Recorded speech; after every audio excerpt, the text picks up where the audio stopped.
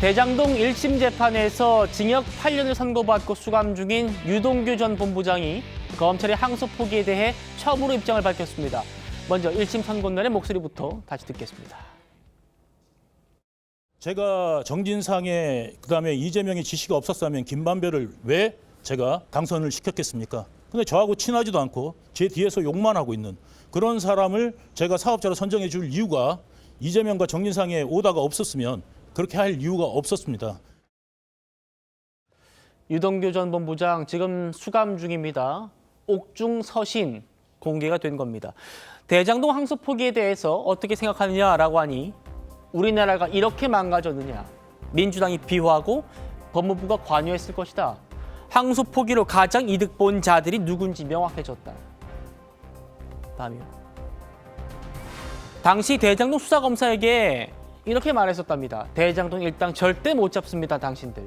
사실 밝혀봤자 다만 다칩니다. 이렇게 말했었는데 실제로 항소 포기가 됐고 아니 일미 결말을 알고 있었다.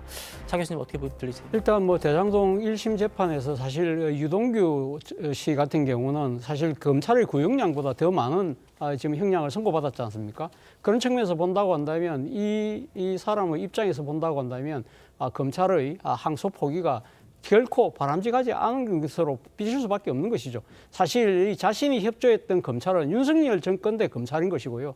그리고 지금 1심 선고가 나오고 항소 포기가 된 것은 이재명 검찰이라고 나름대로 아마 구분을 해서 본인의 지금 입장을 내는 것이 아닐까라는 생각이 드는데 어쨌든 제가 생각했을 때는 유동규 씨가 이렇게 반발할 수 있는 빌미를 줬다는 부분에 대해서는 이 집권 세력도 할 말은 별로 없을 것 같습니다. 오늘 국무회의에서 이재명 대통령이 또 정성호 법무장관을 콕 집어서 감사를 표했습니다. 직접 들어보시죠. 그 법무장관님, 요새 저 대신에 맞느라고 고생하시죠? 열심히 하고 있습니다. 원래 그 백조가 우아한 태도를 취하는 그 근저에는 수면 밑에 그 엄청난 오리발이 작동하고 있다는. 그걸 잘 모르죠. 수면은 아주 안정적이니까. 자주 말씀하셔서 잘 알고 있습니다. 네, 그 발 역할 잘해주셔서 감사하고요. 발 역할을 잘해줘서 감사하다.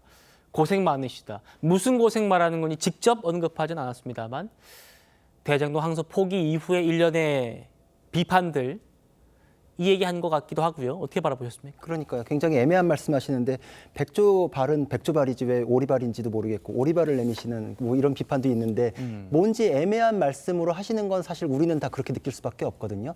대장동 항소 포기라는 건 있을 수가 없습니다. 여태까지 있어 본 적이 없고 그걸 통해서 누가 이득을 얻었는지도 명확합니다. 대장동 일당에게 우리가 범죄 수익을 안겨줄 이유가 있을까요? 민주당이 그거에 대해서 쉴드를 칠 이유가 있을까요? 왜 근데 그럴 수도 있다는 말씀을 하시나 그거에 대해서 당사자인 유동규 본부장이 자기가 유죄가 되는 것임에도 불구하고 자백했고 그리고 자기가 항소를 했을 경우에 나의 부담이 더 늘어남에도 불구하고 이건 아니다라고 얘기하면 대단한 신빙성이 있는 겁니다. 처벌받겠다고 나서는 사람은 거짓말을 할 이유가 없어요. 그리고 항소를 했을 때 불이익한데 이건 항소를 하는 게 맞다라고 지금 주장을 하시는 거는 그만큼 상식에서 벗어났다는 거죠. 70년 역사의 사법 전통이 무너진 것이고 국민의 상식이 무너졌고 그 정의를 되찾기 위해서 왜 성남시와 시민들이 자기 돈 들여가지고 고생을 해야 됩니까? 예. 간단한 방법을 이렇게 돌고 돌아가는 것에 대해서는 이재명 대통령 본인의 이익을 위한 것이냐 아니냐라는 것에 대해서 명확하게 반박 못하시면서 고생 많으세요라고 하면 국민들 입장에서는 굉장히 마음에 상처가 될 뿐이다 이런 생각됩니다. 알겠습니다.